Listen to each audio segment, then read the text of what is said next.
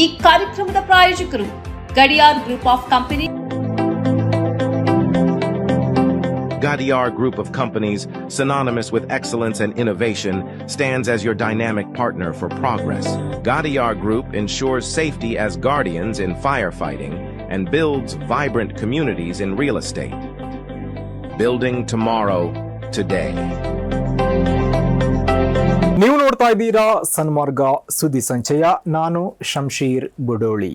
ರಾಜಿ ಮಾಡಿಕೊಂಡ ಪ್ರಧಾನಿಯಿಂದ ದೇಶ ಮುನ್ನಡೆಸಲು ಸಾಧ್ಯವಿಲ್ಲ ಎಂದು ಪ್ರಧಾನಿ ನರೇಂದ್ರ ಮೋದಿ ಅವರ ವಿರುದ್ಧ ರಾಹುಲ್ ಗಾಂಧಿ ಕಿಡಿಕಾರಿದ್ದಾರೆ.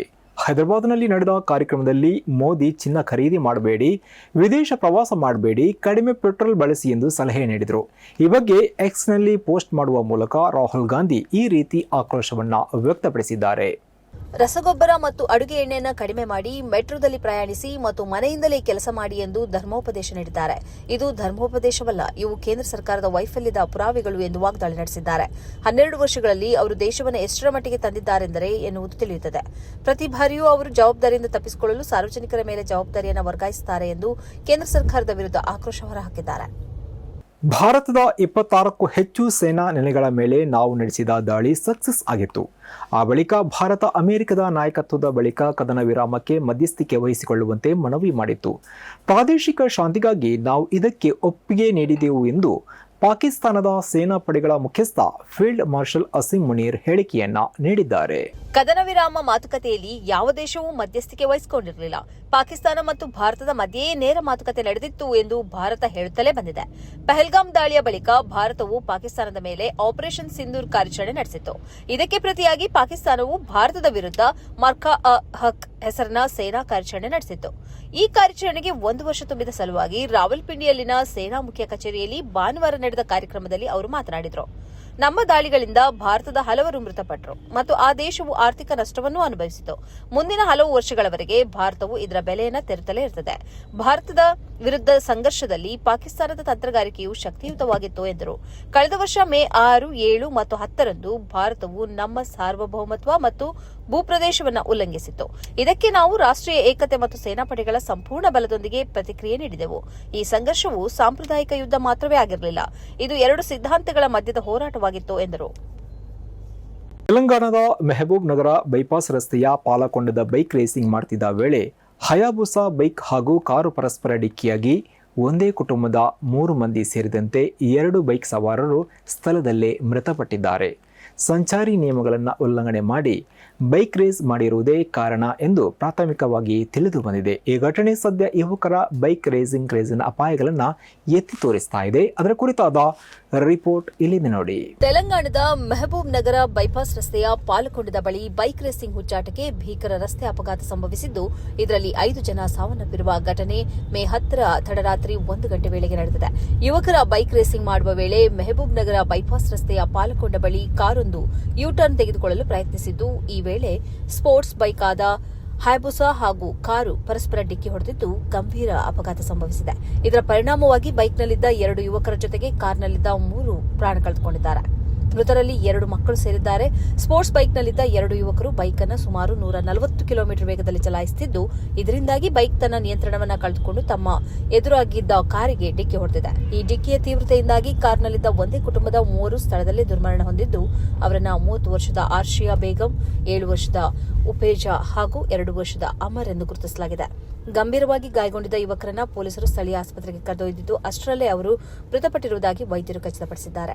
ಇವರಲ್ಲಿ ಒಬ್ಬರನ್ನ 23 ವರ್ಷ ಯಾಕೂಬ್ ಅಫ್ಸಲ್ ಗುರುತಿಸಲಾಗಿದ್ದು, ಮತ್ತೊಬ್ಬನ ಕುರಿತು ಯಾವುದೇ ವಿವರ ಪತ್ತೆಯಾಗಿಲ್ಲ. ಅಮೆರಿಕ ಮತ್ತು ಇರಾನ್ ನಡುವಿನ ಯುದ್ಧಕ್ಕೆ ಕೊನೆ ಇಲ್ವಾ?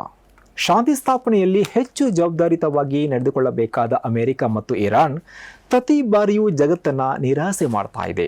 ಶಾಂತಿಗಾಗಿ ಅಮೆರಿಕದ ಪ್ರಸ್ತಾಪಗಳನ್ನು ಇರಾನ್ ತಿರಸ್ಕಾರ ಮಾಡುವುದು, ಇರಾನ್ನ ಅಂಶಗಳನ್ನು ಅಮೆರಿಕ ಪರಿಗಣಿಸದಿರುವುದು ಸಾಮಾನ್ಯವಾಗಿ ಬಿಟ್ಟಿದೆ. ಇದೀಗ ಅಮೆರಿಕದ ಶಾಂತಿ ಪ್ರಸ್ತಾವನೆಗೆ ಪ್ರತಿಯಾಗಿ ಇರಾನ್ ಮುಂದಿಟ್ಟಿರುವ ಷರತ್ತುಗಳನ್ನು ಟ್ರಂಪ್ ಅವರು ತಿರಸ್ಕಾರ ಮಾಡಿದ್ದಾರೆ. ಮಧ್ಯಪ್ರಾಚ್ಯ ಯುದ್ಧಕ್ಕೆ ಬ್ರೇಕ್ ಹಾಕುವ ಉದ್ದೇಶದಿಂದ ಅಮೆರಿಕ ಮಂಡಿಸಿದ್ದ 14 ಅಂಶಗಳ ಕದನ ವಿರಾಮ ಪ್ರಸ್ತಾಪಕ್ಕೆ ಪ್ರತಿಯಾಗಿ ಇರಾನ್ ತನ್ನದೇ ಆದ ಪ್ರತಿ ಪ್ರಸ್ತಾವನೆಯನ್ನು ಮುಂದಿಟ್ಟಿದೆ. ಅಮೆರಿಕ ಅಧ್ಯಕ್ಷ ಡೊನಾಲ್ಡ್ ಟ್ರಂಪ್ ಇರಾನ್ ಸಲ್ಲಿಸಿದ ಕರಡು ಪ್ರಸ್ತಾವನೆಯನ್ನು ತಿರಸ್ಕರಿಸಿದ್ದಾರೆ. ಅಮೆರಿಕಕ್ಕೆ ಸಲ್ಲಿಸಿರುವ ಕರಡು ಪ್ರಸ್ತಾವನೆಯಲ್ಲಿ ಇರಾನ್ ತಕ್ಷಣವೇ ತನ್ನ ಮೇಲಿನ ಎಲ್ಲ ಆರ್ಥಿಕ ದಿಗ್ಬಂಧನಗಳನ್ನು ಹಿಂಪಡೆಯಬೇಕು ಎಂದು ಟ್ರಂಪ್ ಆಡಳಿತವನ್ನು ಒತ್ತಾಯಿಸಿದೆ. ಇರಾನ್ನ ಬಂದರುಗಳ ಮೇಲೆ ಅಮೆರಿಕ ವಿಧಿಸಿರುವ ನೌಕಾ ದಿಗ್ಬಂಧನವನ್ನು ರದ್ದುಗೊಳಿಸಬೇಕು ಮತ್ತು ಇರಾನ್ನ ತೈಲ ರಫ್ತಿನ ಮೇಲಿನ ಎಲ್ಲ ನಿರ್ಬಂಧಗಳನ್ನು ತೆಗೆದುಹಾಕಬೇಕು ಎಂಬುದು ಟೆಹರಾನ್ನ ಪ್ರಮುಖ ಬೇಡಿಕೆಯಾಗಿದೆ. ಇದಕ್ಕಿಂತಲೂ ಹೆಚ್ಚಾಗಿ ಯುದ್ಧದ ಸಮಯದಲ್ಲಿ ಅಮೆರಿಕ ಮತ್ತು ಇಸ್ರೇಲ್ ನಡೆಸಿದ ದಾಳಿಗಳಿಂದ ಇರಾನ್ಗೆ ಅಪಾರ ಹಾನಿಯಾಗಿದೆ. ಹೀಗಾಗಿ ತನಗೆ $270 ಬಿಲಿಯನ್ ಅಮೆರಿಕನ್ ಡಾಲರ್ಗಳ ಯುದ್ಧ ಪರಿಹಾರವನ್ನು ನೀಡಬೇಕು ಎಂದು ಇರಾನ್ ಷರತ್ತು ವಿಧಿಸಿದೆ. ಅಮೆರಿಕದಲ್ಲಿ ಸ್ಥಗಿತಗೊಂಡಿರುವ ಸುಮಾರು $20 ಬಿಲಿಯನ್ ಅಮೆರಿಕನ್ ಡಾಲರ್ ಮೌಲ್ಯದ ಇರಾನ್ ಸ್ವತ್ತುಗಳನ್ನು ಬಿಡುಗಡೆ ಮಾಡಬೇಕು ಎಂದು ಕೂಡ ಟೆಹರಾನ್ ಒತ್ತಾಯಿಸಿದೆ. ಫೆಲಿಸ್ತೀನಿನ ಪಶ್ಚಿಮ ದಂಡೆಯಲ್ಲಿ 80 ವರ್ಷದ ಹುಸೇನ್ ಎಂಬುವರು ತೀರಿಕೊಂಡ ಕಾರಣ ಅವರನ್ನು ಅದೇ ಪ್ರದೇಶದಲ್ಲಿ ಸಮಾಧಿ ಮಾಡಲಾಗಿತ್ತು. ಆದರೆ ಪಶ್ಚಿಮ ದಂಡೆಯಲ್ಲಿ ಅಕ್ರಮವಾಗಿ ವಾಸಿಸ್ತಾ ಇರುವ ಯಹೂದಿಗಳು ಈ ಶವವನ್ನೇ ಅಗಿದು ಬೇರೆಡೆಗೆ ಸ್ಥಳಾಂತರ ಮಾಡೋಕೆ ಪ್ರಯತ್ನ ಪಟ್ಟ ಘಟನೆ ನಡೆದಿದ್ದು ಸೋಷಿಯಲ್ ಮೀಡಿಯಾದಲ್ಲಿ ಚರ್ಚೆಗೆ ಒಳಗಾಗ್ತಾ ಇದೆ. ಅದರ ಕುರಿತಾದ ರಿಪೋರ್ಟ್ ಇಲ್ಲಿದೆ ನೋಡಿ. ಅವರನ್ನು ಅಂತ್ಯ ಸಂಸ್ಕಾರ ಮಾಡಿ ಮನೆಗೆ ಬಂದ ಬಳಿಕ ಮಕ್ಕಳು ಕೂಗುತ್ತಾ ಬರುತ್ತಿರುವುದು ಕಾಣಿಸಿತು.